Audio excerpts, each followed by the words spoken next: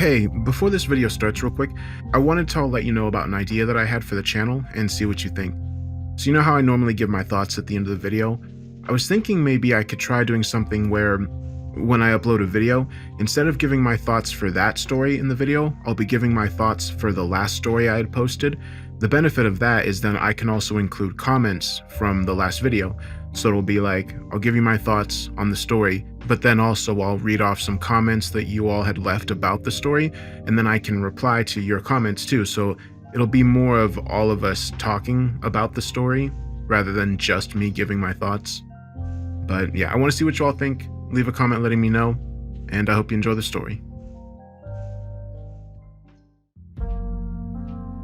It was a minute past midnight on a hot August Saturday in Manhattan, and Adrian Decoux sat alone in his office. From 12 stories below, he could hear the drunken yelling of the night. From what he could hear, the crowd on the sidewalk below was in good spirits. There was laughing and a good deal of drunken whooping. He smiled. It was good to hear happy voices, even from a distance. He sat in the dark, trying to cherish the warm feeling for a few moments. Then his phone lit up and vibrated against the mahogany desk where he had left it. Adrian read the message. It was a notification from the car service. His driver had arrived. He stood up and took one last look around his office. A massive room 12 foot from floor to ceiling, with the entire western wall made of thick windows. The office was ostentatious for a workplace, indulgent in decoration and conspicuous in location. The room's massive windows were perfectly suited to flood the room with bright sunlight during the day, but in the black of the night, they revealed the distant lights of a restless city. Even after 6 years, Adrian still felt alone in the city at night. Lights of the endless concrete grid revealed the uncountable silhouettes of cyclopean skyscrapers. The darkened office sat on the 24th floor of the towering gray building. Adrian hated this place. He had spent nearly every day of the past 6 years in the confines of this office, but nothing about this place was his. It was his father's office, not his. The office, the entire floor it was located on, and the law firm that owned it were all his father's. Adrian had only followed the old man here, but he would go on no longer. His father was dead, and Adrian was leaving this place forever. He had found out about his father's death the previous Monday, and had spent the last week handling the old man's business. The memories of the days spent handling the will began to crowd in on him, but Adrian pushed them aside. That was enough, he thought, as he took one last look over the cavernous office. It was over, he thought to himself. He never had to think about the man again. With that thought, Adrian turned around, picked up his suitcase, which he had left lying by the door, and exited the darkened office. Adrian made his way across a sea of red carpet and looked out at the horizon of endless cubicles. The entire floor was silent, but for the fluorescent lights that buzzed above him and the distant sound of typing. Someone else was here. There always was at this hour. Someone who either didn't want to go home or had nothing to go back to. That person had once been him, Adrian admitted to himself, but never again. His father had seen to that. When Adrian reached the elevators, he pressed the button and watched the yellow L flicker to life. The young man shouldered his rucksack and settled for a minute of waiting. With a momentary pause, thoughts of his father returned. When he had seen the will, Adrian had thought that, in death, his father had finally done him a kindness. The old man had left him nearly everything. Adrian had been left a sizable inheritance, all his father's possession, nearly everything except a place in the law firm. When he had seen that, Adrian had felt immense relief. It seemed at last that his father had come to know him. He hated law, he hated the firm, and most of all, he hated New York. With the old man's death, Adrian had been freed. The elevator dinged as it finished its ascent, and as its metallic doors opened, Adrian returned to the present moment and stepped inside. When the doors closed behind him and he felt himself begin to descend, another thought came to the young man. Who made you come here in the first place? That question tore away any pretenses of warmth from his late father. It was the old man, after all, who had made him come to the city in the first place. The elevator continued its slow descent. The young man stewed. It was his father who made him go to law school in the first place, his father who forced him out of his home in Vermont, and his father who brought him to Manhattan. The elevator doors opened again, and Adrian stepped out into the lobby. The office building had a grand entryway. The vaulted ceilings were gilded in gold and silver, and intricate Art Deco patterns were plastered over its massive marble walls. Everything about the place seemed wrong to Adrian. From the falsity of crystal lights overhead down to the chemically cleaned carpet beneath his feet. The young man sped up to reach his car before it left. He only slowed down when he reached the lobby's front desk, which was still manned even in the late hours of the morning. Adrian stopped a moment and nodded toward the night doorman. The other man nodded back, and the pair of them exchanged a wordless goodbye. And with that, Adrian Decoux stepped out into the humid summer night. The street was nearly empty. The revelers he had heard minutes before had by now moved on. The night seemed to be void of all life, save for the young man and a few strangers waiting for the lights to change at the corner. It was eerie for New York, even at midnight. Adrian pulled his blazer a little tighter around his chest, despite the heat, and looked around for his driver. He saw his car waiting for him at the curb, and when he approached, a voice called out from the open driver's seat window. He heard a man's voice. "Newark Airport?" The voice asked. Adrian didn't reply. He only nodded and stepped inside the cab. He hadn't even finished buckling his seatbelt before the car sped off down Fifth Avenue. He watched the familiar gray views of the previous 6 years flash by as they drove.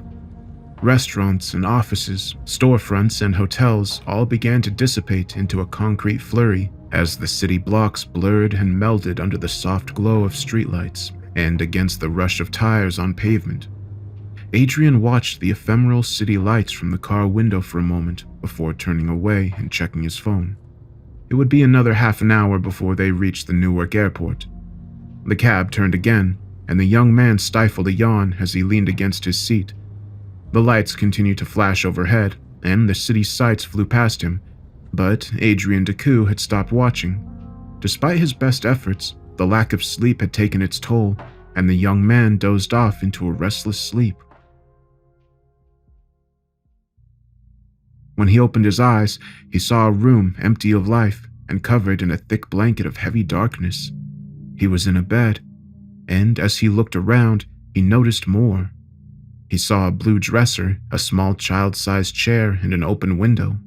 The window had been propped open, but there was no moonlight to be seen, and in the black of that unnatural light, even the light of the stars seemed somehow dimmed. Beyond the fluttering curtains, he could barely make out the familiar shape of great pine trees, standing tall and poised like watchful sentinels in the night. There was hardly a sound on that summer night. Nothing at all except for the rustling of curtains in the summer wind. Just then, the silence was broken. Adrian heard the sound of something scraping against wood from outside the window, and he whipped his head around to look. Where moments before he had glimpsed only a wall of trees, he could now see a woman standing in the window. The woman grasped the open windowsill, her long nails dug into the soft wood with a strength and pressure that showed in the expressed blue veins that throbbed against her skin. She wore a long, faded white gown that, to Adrian's terror, bore a massive dried brown stain across the middle of its ruined facade.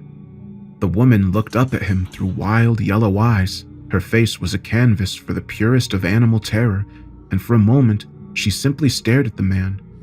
Then she let loose a terrible scream. The wail echoed through the darkened room with the force of hurricane winds. The curtains blew, and Adrian felt a paralyzing, deadly fear course through his veins.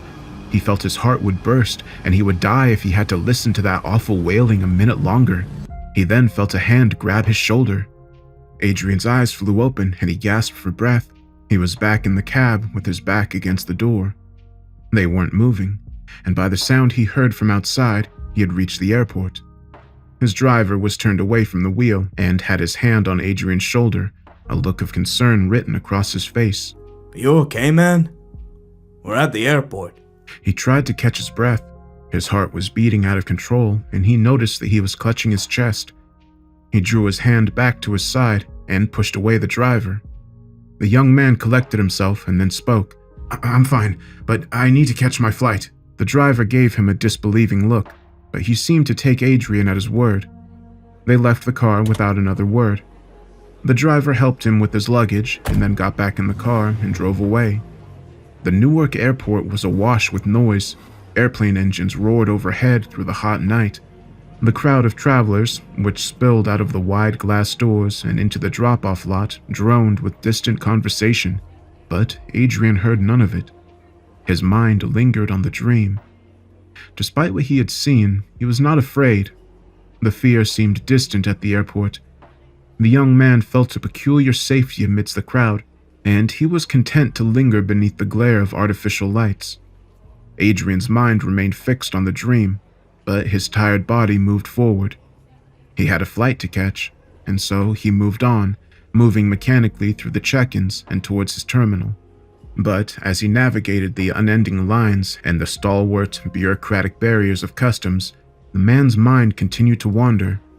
He realized why the experience in the cab had entranced him so. He had dreamt of the woman in white before. Her piercing scream was familiar. He had heard it many times. He remembered the great trees bending in the force of the unnatural wind that came with the woman's presence. Adrian remembered the room as well. He knew the blue dresser and the tiny chair. Indeed, he could never forget his childhood bedroom. There was something else. Something he was missing. His memories of those dreams were constant. The woman, bloody and wretched, her screaming, and the wild look in her eyes. They all remained fixed in his memory, but these memories, as brutal as they were, never ended with fear. There was something he was missing.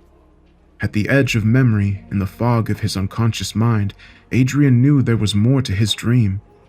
He remembered waking up. He remembered crying, screaming for help. He was starting to recall there was always an answer to his pleading, a reassuring voice, a calming presence, the soft voice of his mother. The thought struck the young man with a terrible force. He had not thought of his mother in years, not since she had been sent away. He hadn't even spared the time to grieve when, years earlier, he had gotten the news of her death. He knew that there had been a good reason to forget the woman. These vague, half-recollected thoughts of her calming voice paled in comparison to the innumerable memories of manic screaming and hours of crying. He scowled. These recollections had reopened old wounds, and he was beginning to stew in the righteous anger of a wounded child. He would have gone on like that for hours uninterrupted, but he was abruptly returned to reality as his reminiscing was cut short by the listless commanding of a TSA agent. He had reached the front of the line, and as he took in the metal detectors before him, he forced his exhausted mind to contend with the here and now. It took nearly an hour to get through airport security, and by the time the exhausted traveler had stepped into the terminal, boarding had already begun for his flight. As he joined with the line that had already begun to form, he absent-mindedly checked his phone. No new messages. That was not surprising, but still disappointing. Adrian had reached out to all his old friends. He knew from Facebook a few of them had started families, most of them had moved away, and it seemed that the remaining few wanted nothing to do with him. He tried to tell himself that this was fine. He had one thing to deal with, and one thing only: the house and all that came with it. The plane ride to Burlington from Newark was short, only an hour, but to Adrian it felt like an eternity. Despite his exhaustion, he did not dare fall asleep. He did not want to return to that dream, not until he had to. Instead, he sat in his window seat, fighting a losing battle against sleep deprivation and resentment. Resentment against his friends for forgetting him, resentment against his father for taking him from his home in the first place, but most of all, Adrian resented himself for allowing the old man to do it. The various grievances began to morph and fold in on one another in the hot forge of his exhausted mind until the reason and subject of his anger became obscured. He was left with only a deep unease and a question. He needed to know what it was his mother had said to him all those years ago. As the plane began its descent and the vastness of the Green Mountain Forest came into view beneath the cloud cover, the question seemed to grow a sense of urgency. The sun had begun to rise when Adrian joined the other passengers in leaving the plane. The Burlington airport was small, consisting of 2 modest terminals and containing just one little cafe, which had not yet opened. The traveler left the terminal behind quickly, making his way purposely towards the airport parking lot. Before he had left New York, he had made arrangements to lease a rental car for the few weeks he had intended to stay in Vermont as he handled his father's affairs. It didn't take long to find the car company's representative. After a few quick words with him behind the counter and the exchange of a few documents, Adrian got the car and its keys and was back on the road. He had remembered the drive from the airport to his family home was beautiful. The natural beauty of Vermont, even this close to the state's only major city, was unmatched in his view. To his adult eyes, however, the traveler thought there was something deeply sinister about the thick forest that crowded in on both sides of the lonely strip of road. The mighty pine trees, which had once radiated such calm as the rose-like steady watches against the sky, now seemed to leer ominously down at the young man. The drive to the old house was not long, and in a matter of moments, his destination rose up on the road ahead. Adrian knew he was approaching his old home when the forest road turned sharply upwards.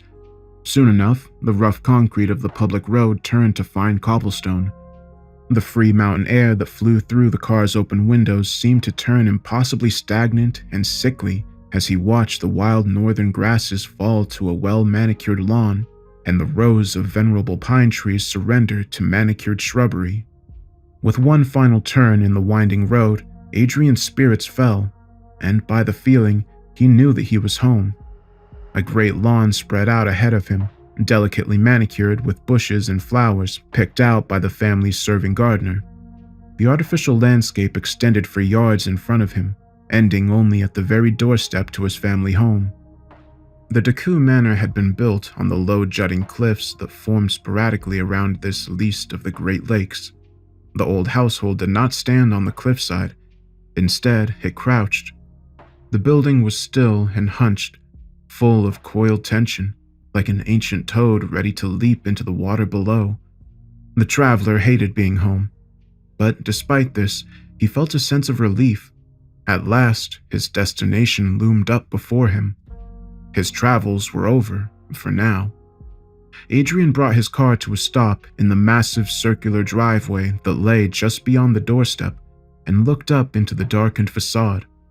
As the young man closed the car door behind him and walked up the steps on the familiar porch, he felt strangely at ease. Everything was exactly as he had left it years ago. The porch chairs sat clean and upright, unoccupied but not abandoned. Adrian thought for a moment why his father had kept both the gardener and the housekeeper on payroll to care for a house no one lived in. He thought it might be time to let them go, but he pushed the thought away. Such consideration was not one to take lightly, and he was far too tired to make a real decision about other people's livelihoods. Still, finding the house in such a familiar state was a pleasant surprise, one of the few pleasant surprises his father had provided him, even if it was posthumous. Adrian cracked a smile at the thought, and with that, he produced the key to the front door. He had been given the keys to the family home by his father's longtime lawyer on the same day he had learned of the old man's death. In truth, he had been surprised that he hadn't sold the house. He had said as much to the lawyer, but at that, the young man had been reminded this house had been in his family for generations. When Adrian pushed the key into the lock and swung open the front door, he was immediately reminded of the manor's antiquity by what lay inside. He stepped into the old house's musty entryway. The walls were lined with paintings and portraits. He saw castles and landscapes painted in expert style, along with the countenances of long-dead Decoux, frozen forever in black and white. Beautiful carpets extended far into the long hallway, decorated with complex arabesque patterns. As he walked further into the house, he came to the grand sitting room.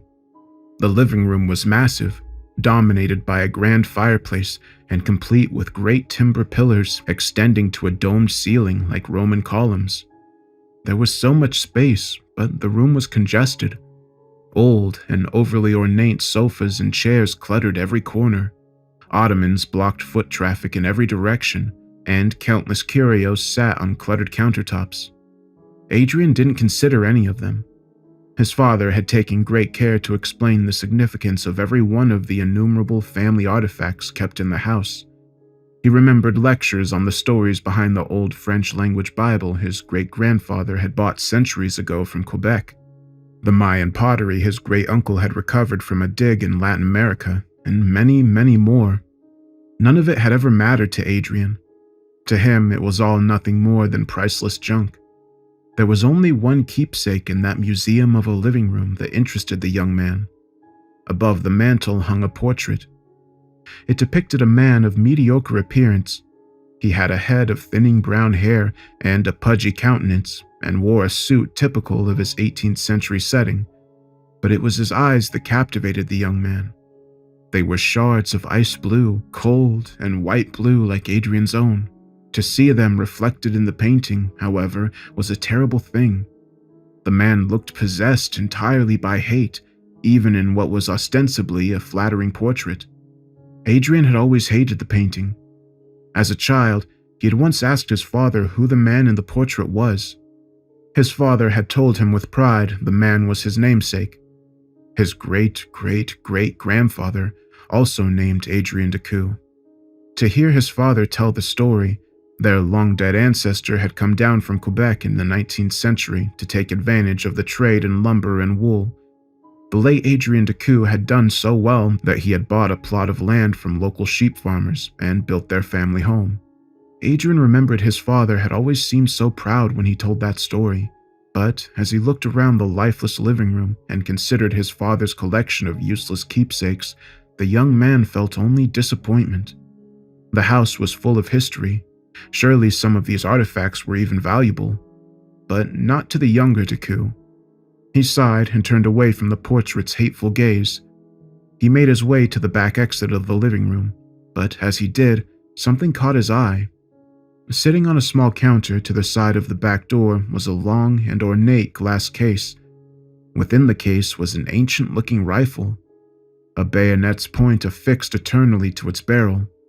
There was something that Adrian hated about the old rifle. He remembered asking his father what the gun was and why it was there. The old man proudly told him it belonged to his great ancestor. The weapon had been the older Adrian's hunting rifle. But as he stared into the polished steel bayonet, he knew the gun was not for hunting. A chill ran down the young man's spine despite the summer heat, and he quickly left the living room behind, eager to stop thinking about the portrait and the old gun. Finally, Adrian stopped at the door of his childhood bedroom. Pushing the door open, he was surprised to see it entirely the same. He hadn't stepped foot in this room for almost 7 years, and in that time, it seemed nothing at all had changed.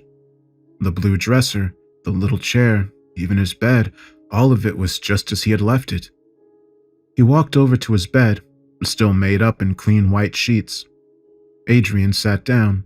He remembered how afraid he had felt in this place. In the daylight, he had hidden away here from his parents' screaming arguments.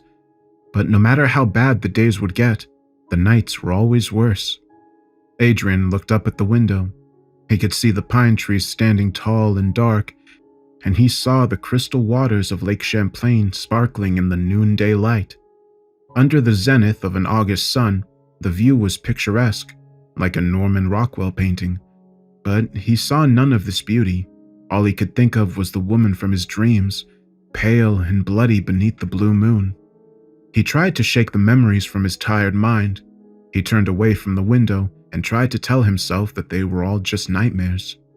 Adrian forced himself to focus on something else. He tried to recall what happened next, what would happen when he woke from these nightmares each night.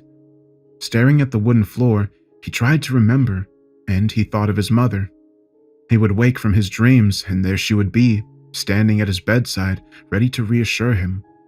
She would always ask him what was wrong, and he would tell her about the woman, who would by now be gone from the window. Now, at last, sitting in the room where the words had been spoken, Adrian remembered what his mother had said to him. She would hush him, stroke his hair, and wrap him in the tightest of hugs. Then she would say, "She was only screaming, sweet boy. Monsters don't need to be scary. Maybe she just needs help." Maybe she just needs you to know that she's there and to understand her. Now, as an adult, alone with the memories, it all seemed completely absurd. Adrian wondered if his mother had believed those things she said about the monsters in the end. He wanted to know if she had still thought that understanding would solve everything after the real monster had made a weapon out of layers and psychiatrists and had locked her away. What did it matter anyway? Nothing his mother had ever told him had held much weight anyway. She had been a dangerous lunatic, at least that's what his father had said. But he was dead now, and so was she. Only Adrian remained alone in that house, just him and his memories. The traveler stood up. He had decided that he would waste no more time on the past, and so he left his luggage where it lay. He exited his childhood bedroom and headed back out towards the car. It was the middle of the day, and he still had many things to do before night would come, and he would get his well-deserved rest. Adrian drove back down the hill and into the city of Burlington. His father had left him a house, but one empty of food and, more importantly, alcohol. Adrian would have need of both if he wanted to get through the 2 weeks he would have to spend in Vermont. The grocery and liquor store were not far from each other, and in truth, he didn't need to spend much time at either of them. But nevertheless, he lingered. The traveler spent hours at both stores, meandering aimlessly in the aisles and staring without consideration at rows of bottles. Adrian told himself that he was loitering around town in hopes of seeing a familiar face, but he knew in his heart that this wasn't true. He didn't want to see his friends if, indeed, any of them remained. He just didn't want to go back home. When he finally did return to his car, his whiskey and groceries in tow, he fumbled with his keys and waited in the parking lot. When he drove back, he drove the speed limit and took every wrong turn he could think of. By the time he finally came to the old cobblestone drive of the Deku Manor, it was the evening, and the summer sun had begun to dip below the green mountains. He walked inside as quickly as he could. He walked the halls of his family home with a purpose, not sparing a moment's glance towards anything but his destination. He reached the kitchen quickly and set his bag down on the table. He liked the kitchen. It may have been the only place in the house he had warm feelings towards at all. The room had been a modern addition to the old house. It had a large window with a clear view of the lake and had been designed by his mother when she had married his father. This was the only place in the whole building bereft of history. No pictures hung on its walls, and no storied artifacts decorated its shelves. It was a world of stainless steel, marble countertops, and shimmering pots and pans. Adrian took a pot down from the shelving, filled it with water, and set it to boil. He sat down and watched the shadows of sunset cast themselves against the darkening waters of the lake. The nature surrounding the old manor was beautiful, and for the first time that day, Adrian allowed himself to appreciate that. He watched the waves churn gently in the waters below, and he listened for the wind rustling softly in the pines. His mind began to wander with the wind, and images floated across his unconscious mind. He saw visions of a house on the lakeside. It was much smaller than his, built in a crude and old-fashioned style, but it was unquestionably in the same spot that he now sat. He saw fences outside of it and heard the bleating of sheep in the air. There was a woman with long dark hair and deep brown eyes. He watched her as she went about her life, tending to the animals, mending fences, and eating dinner alone in her shack by the lake. It was idyllic, a beautiful image, but it was soon to be shattered. An alarm rang out from Adrian's phone. The pasta was ready, and his visions were ripped from him, gone as quickly as they had come. The young man ate his meal in silence.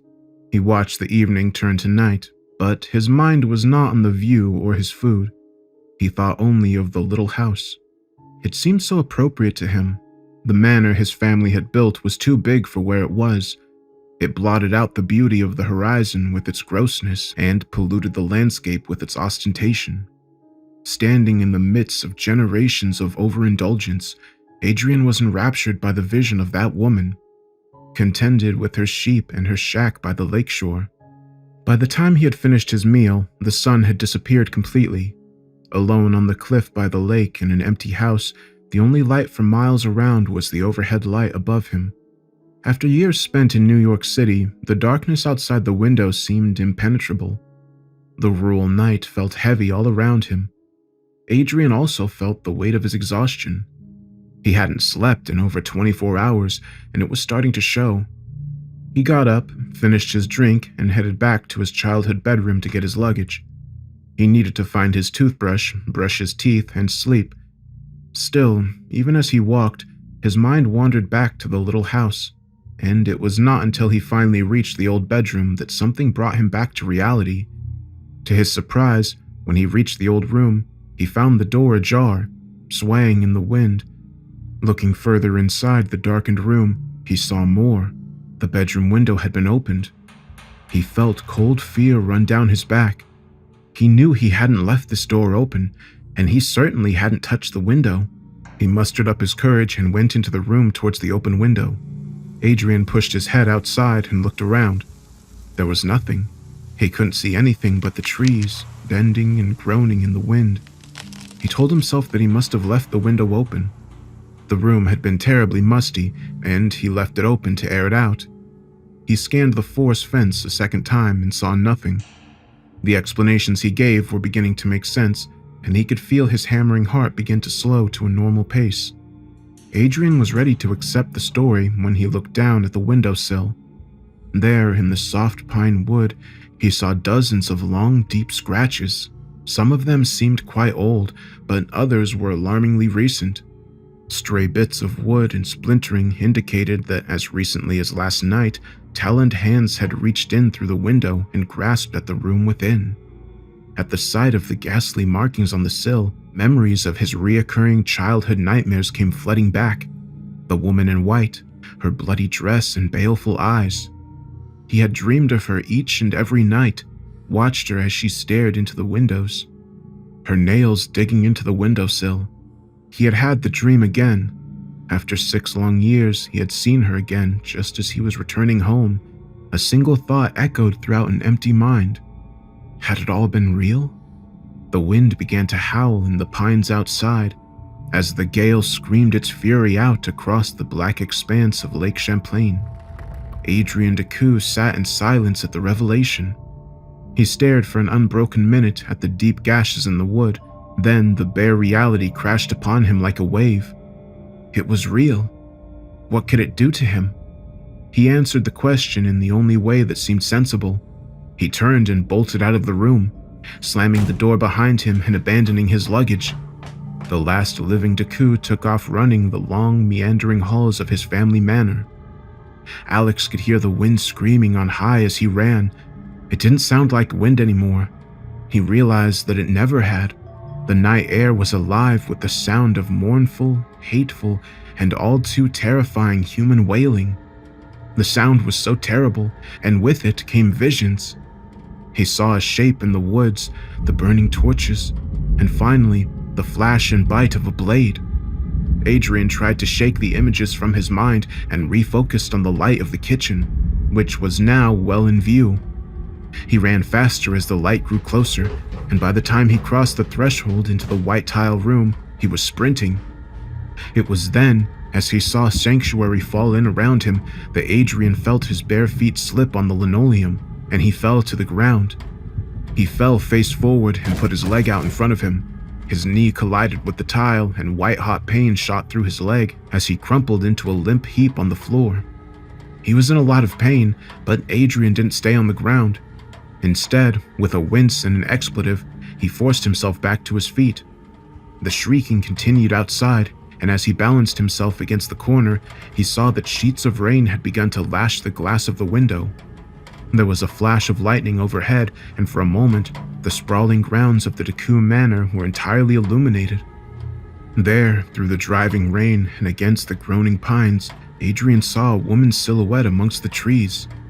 The glimpse was gone in an instant, and the forest was plunged back into darkness. He heard thunder boom in the night sky as he leaned against the marble countertop, reeling in pain. He refused to give himself a moment to recover. He knew that he had to get out. As the wind wailed its lamentations on high, the last heir of the manor grabbed his car keys off the counter and forced himself to limp forward. Adrian struggled slowly and desperately through the dark house until, at last, he reached the great double doors and heaved them open. The doors flew open with the force of the storm, their handles forcing themselves free of the young man's grasp. The vastness of grass and night loomed before him, obstructed by the downpour. He swooned in the electric air of the storm, and his arms shot out for the wooden railings. Steadying himself, he looked out again. He realized everything looked different in the lively, wet air. The effects of his wrecked knee and the whiskey he'd had at dinner began to meld with his exhaustion. He looked down at his keys and remembered that he hadn't slept in 2 days. Adrian turned back towards the storm. The rain was cold and the wailing wind was bitter. Why was he so desperate anyway? Because he had seen scratches in the wood? He told himself that that could have been left by animals. He told himself that he was by now an urbanite that had no real idea what went on in the country at all. Why was he standing out there well past midnight, barefoot in a vicious thunderstorm? He was drunk, he was tired, and he was clearly seeing things. At least, that's what Adrian had decided to tell himself. Stabbing pain continued to lay siege to his exhausted mind, and the man continued to rationalize. His eyes were heavy and his vision was blurred. Even when lightning flashed again, the looming figure of a woman again appeared in the forest fence. Adrian ignored it. When the thunder crashed moments later, he let the crashing sound chase what he had seen from his mind. He looked at his car keys for the last time. They swam in his gaze. He knew that he was in no shape to drive. Lightning crashed again, but Adrian did not turn to look. Nothing he saw would change anything. The last Deku turned around and limped back through the door of his family home. He heard the door slam shut behind him and stared out into the darkness of his home. He had to sleep, and so he struggled dutifully back towards the kitchen.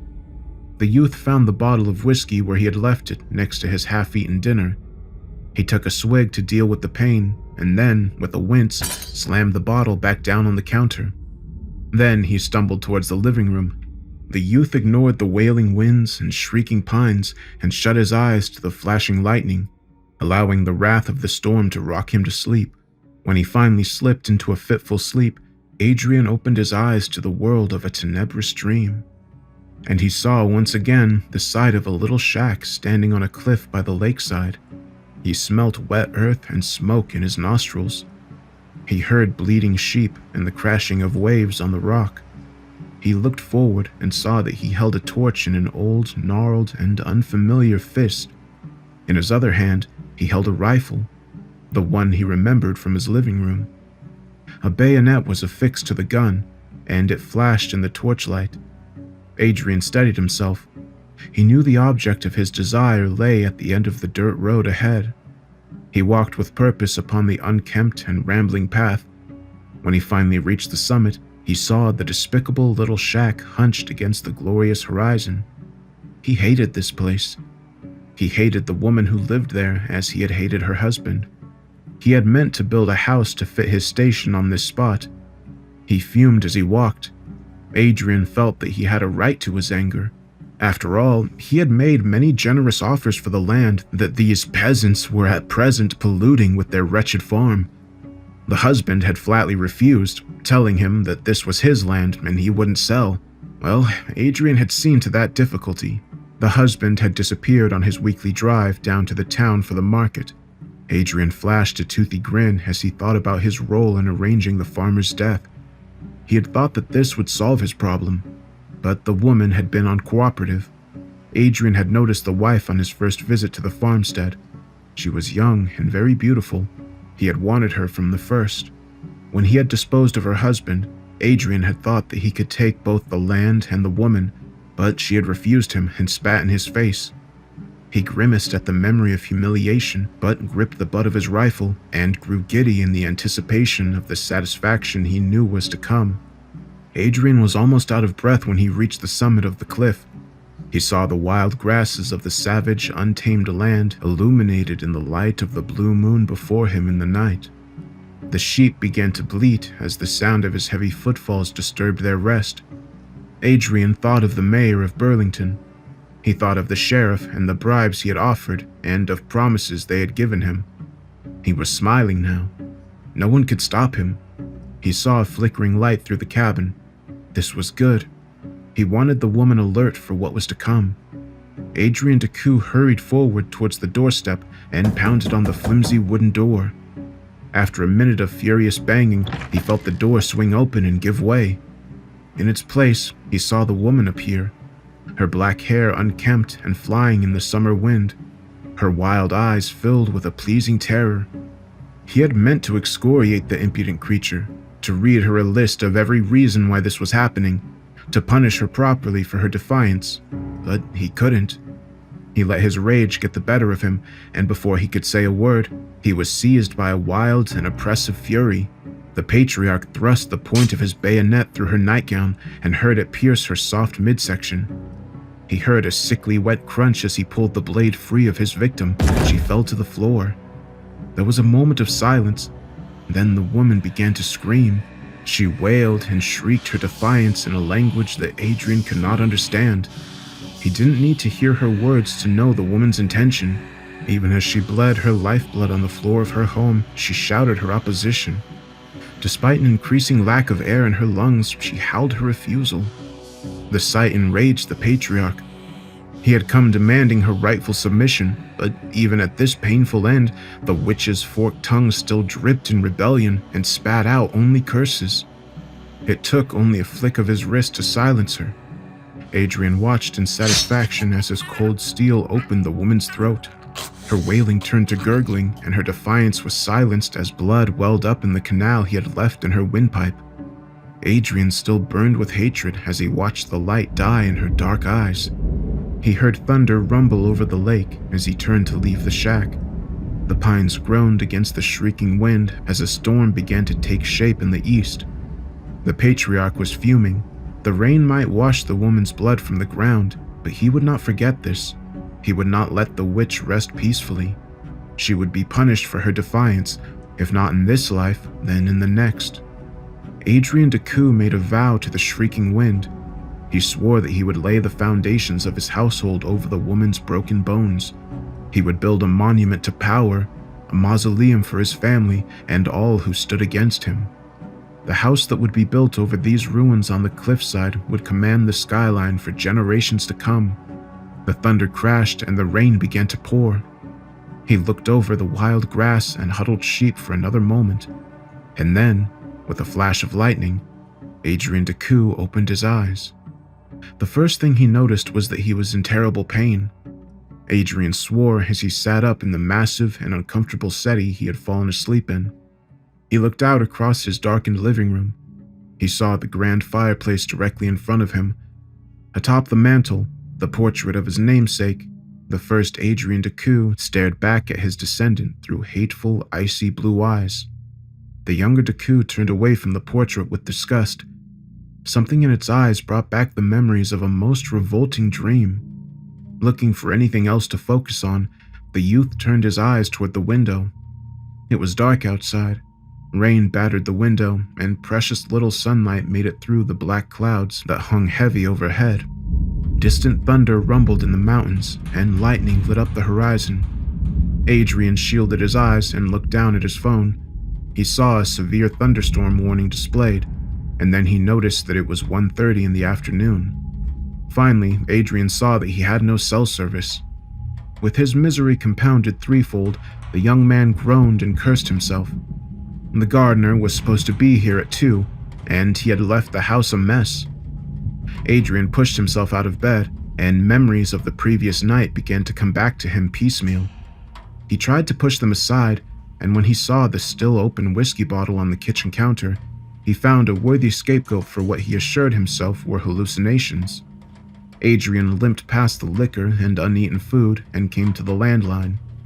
He picked it up, ready to call his father's old landscaper, when he heard, to his increasing dread, the line was dead. The storm must have brought down the phone lines in the night. The youth swore again and tried to come up with any idea as to what to do next. He had an hour before the gardener was supposed to show up, but as he looked out at the raging storm, Adrian Decoux was beginning to suspect that his guest would never arrive. It was an uncomfortable thought. After the night he'd had, he thought it would have been great comfort to see another living person. He sat down in one of the kitchen chairs, relief flooding his lower body as he took his full weight off his damaged knee. Despite the pain and enduring exhaustion, it only took a moment for a strange relentlessness to set in, and Adrian was back on his feet. He realized that he could not stand to look outside. He heard the wailing cries of the woman in every groaning pine tree, saw her twisted silhouette in every darkened corner, and felt her damning gaze wherever he sat for more than a moment.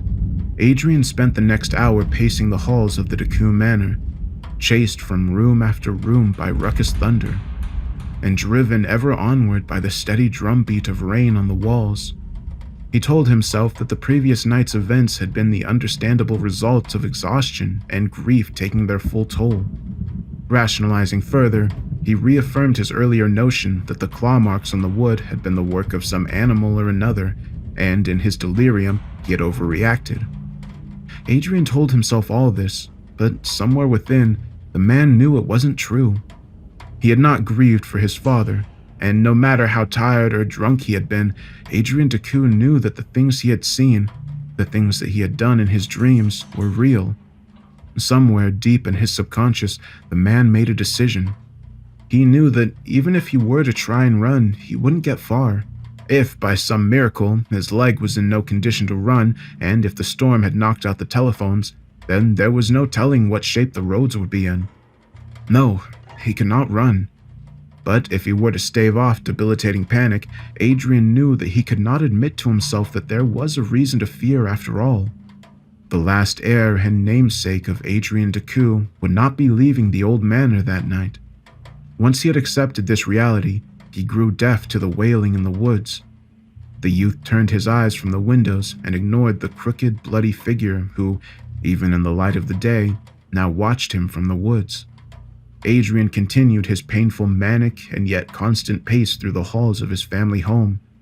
He passed the closed door of opulent bedrooms and luxurious baths, but he opened no doors. The traveler saw walls lined with paintings, tapestries, and photographs brought back to the house from all over the world by generations of now dead Dekus. He thought that he had been wrong to ever think of the manor as a home. This place, littered with the refuse of long extinguished lives, was a mausoleum and nothing more. He spent hours in this manor, pacing the halls and shutting out the world. He walked until the sun had set over the mountains, and he found himself again standing in the living room beneath the hateful blue eyes of his namesake. It was a minute past midnight, and Adrian Deku stood alone, wounded and desperate, in the lightless expanse of his family home. He saw the relics of 4 generations spread out around him, and looked up into the painted eyes of the man who had built for them their household. He wondered for a brief moment what he would bring back here. What testament would be left to tell of his life? What would his children bring back here?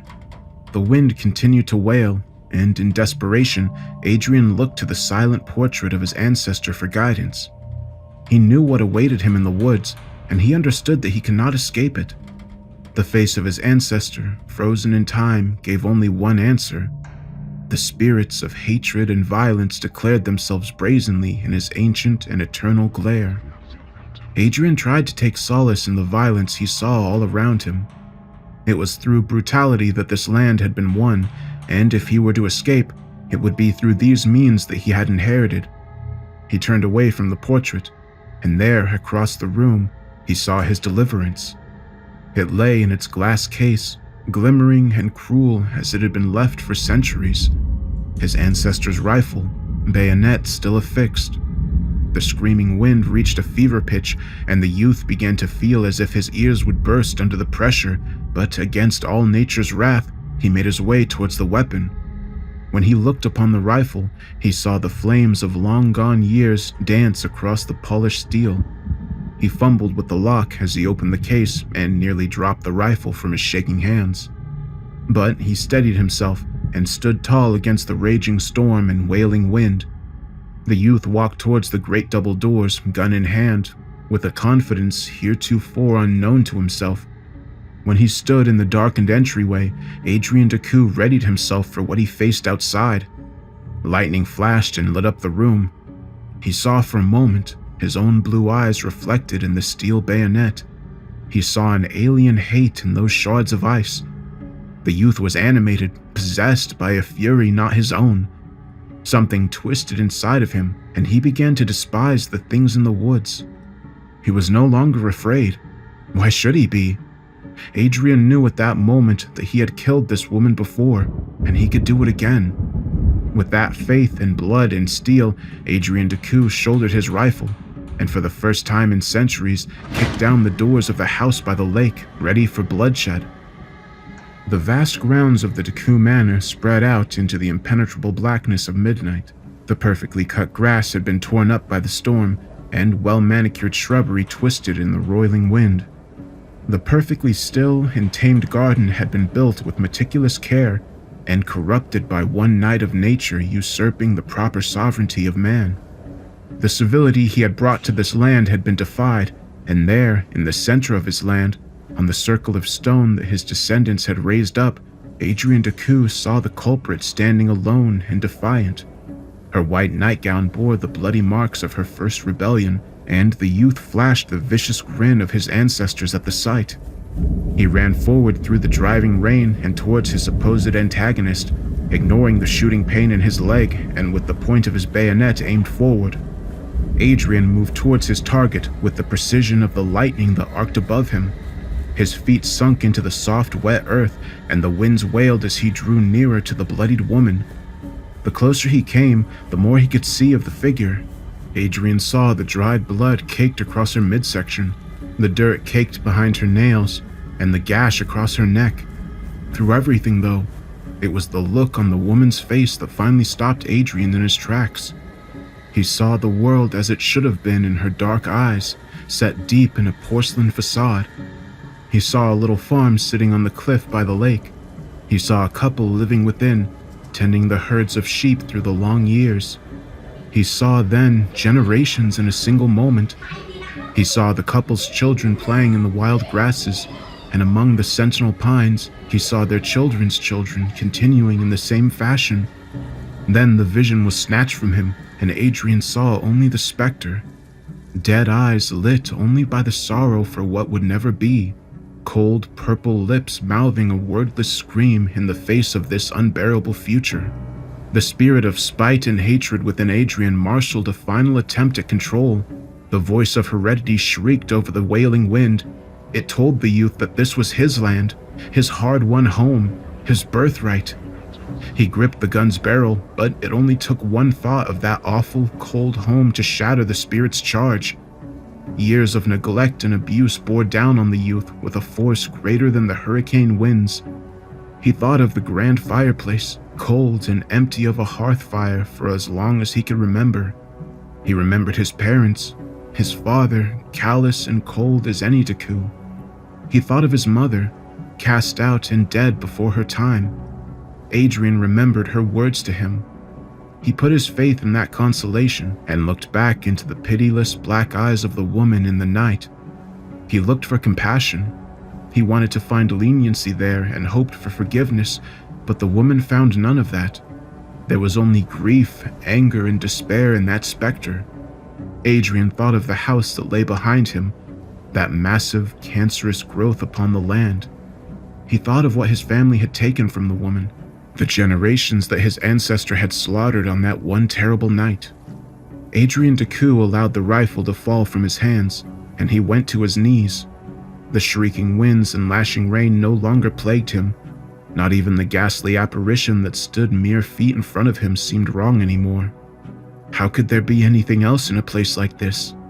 This house had been built on foundations of blood and bone, its wood hewn from strange trees, and its impugnancy reposed upon a land that did not want it. In such a place, there was room for nothing but lamentation. Nothing good could grow here. Adrian knew this now. Not until the corruption had been rooted out completely. Adrian Decoux was left alone again, his only companions the ghosts of the past, the wailing of the wind in the woods, and the work that was still to be done. Fire and steel had started all this, and by fire it would end. He would make sure of it. The storm raged until dawn, and when the sun's light found the Deku Manor that morning, it found it in ruin. The fire had burned for hours, consuming timber and metal alike. Everyone for miles around the old house had seen the blaze, burning a red mar into the skyline despite the driving rain, but no emergency crew could hope to reach the place until well after the storm had receded, and the many downed trees had been cleared from the country roads. The firemen and the EMTs found nothing. No fire to fight, no people to save. There were signs of a young heir at the site. The young man's rental car was later found abandoned in front of the airport entrance, but Adrian Deku himself was never seen in Vermont again. Almost nothing was left at all. The manor was gone, burned inexplicably to the ground. The devastation was almost total. The monstrous old house had been wiped from the cliffside. No wreckage stood testament to what had been done the previous night. There was only the stone foundation, sturdy and unrelenting in its hold on the earth. The house was gone, but what was started in the black of night would not be so easily finished. The blood would not be washed from the grasping rocks so easily. After long centuries, the clearing on the cliff by the sea was left empty of that monument to domination. All that remained were memories of long-forgotten sins, the bones still entombed in the foundations, and the wailing in the woods.